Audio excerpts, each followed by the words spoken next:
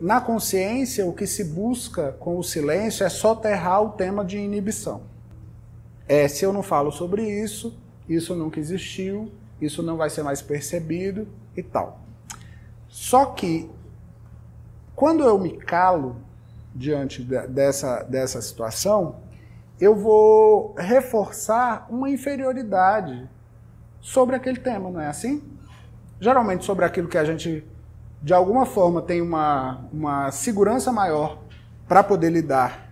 A gente não se coloca disponível para falar sobre aquilo, para lidar com aquilo com mais facilidade.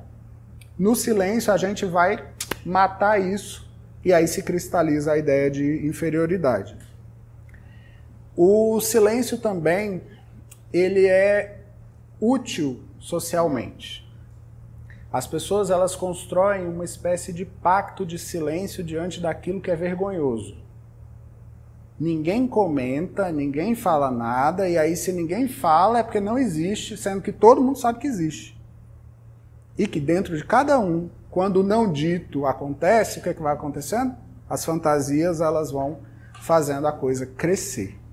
No silêncio, há uma ideia de uma incompreensão do outro, né? Assim, de que o outro não vai ser capaz de compreender a minha fala, não vai ser capaz de compreender a minha troca, e isso também vai gerando, vai interiorizando cada vez mais uma desconfiança que eu tenho do outro. Eu não consigo estabelecer uma ponte porque eu acho que o outro vai fazer um mau uso daquilo. Mais cedo ou mais tarde ele pode me vulnerabilizar a partir daquilo que me faz sentir a vergonha. E aí o medo que se tem é o medo dessa reiteração, da reprovação. Inconscientemente, a gente pode pensar numa série de efeitos que o silêncio traz. Primeiro é que o silêncio não é só verbal, né? O silêncio também é um silêncio comportamental. Eu posso silenciar o meu ato. Eu posso parar de ser algo na medida em que eu me silencio. O silêncio também é um território onde vai morar o que é indizível. Tudo aquilo que eu acho que não pode ser suportado pelos outros, tudo aquilo que eu acho que nós não vamos conseguir nominar, discernir, compreender, contextualizar, mora no silêncio. Então, os conteúdos que foram reprimidos ao longo da vida são os conteúdos dos quais a gente não fala e que ninguém fala e que vão se transformando nos grandes segredos e que vão virando também, inclusive, os segredos familiares. Não é isso? Aqueles assuntos... De onde vinha mesmo o dinheiro de vovô? Mas... engraçado, porque assim, ninguém conhecia ela e aí ela apareceu do nada, ou ela sumiu do nada. Esses segredos, essas coisas que vão sendo transmitidas, elas vão dando pra gente uma vergonha do que a gente não sabe nem do quê. Elas vão fazendo com que a família ela vá se construindo num constrangimento, ela vá se construindo numa... Constranger mesmo, né? A atitude de contenção, de apertar, vai fazendo com que as coisas elas fiquem... Os fantasmas vão aparecendo dentro de casa e muitas vezes o silêncio é o jeito que a gente tem para não evocá-los.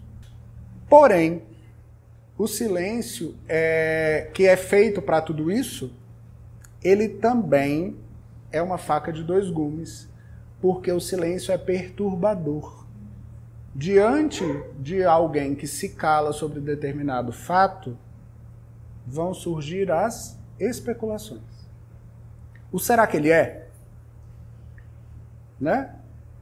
As especulações que vão trazendo novas agressões, novos julgamentos, que vão reafirmando a vergonha daquele que queria evitar a vergonha. Então parece que não é uma boa saída, né? Uma outra coisa que muitas vezes ataca o silêncio, que se manifesta no silêncio, é a vergonha de sentir vergonha. As pessoas elas não queriam se constranger por aquela situação, mas enquanto elas estão caladas, elas entendem o próprio silêncio como mais um motivo de vergonha, porque elas poderiam estar falando, elas poderiam estar tentando resolver, dar algum encaminhamento para aquilo. Eu destaco também aqui o silêncio masculino. Não é à toa, os homens são mais dados à honra, né? Os homens são mais dados... Aquela honra que a gente conversou, os homens são bem mais dados a elas do que as mulheres. As mulheres, elas têm uma plasticidade maior para poder lidar com as coisas, elas não são tão ferrenhas em cima de certos valores, arquetipicamente falando, sem sexismos, tá? E uma das formas que a gente tem de verificar isso são os índices de suicídio, que são muito maiores entre os homens quando comparado com as mulheres. Então é sinal de que essa vergonha masculina e esse silêncio masculino é vivenciado sim, não é dito, né? Porque é um silêncio, mas é vivenciado e é vivenciado de uma forma muito contundente entre nós homens.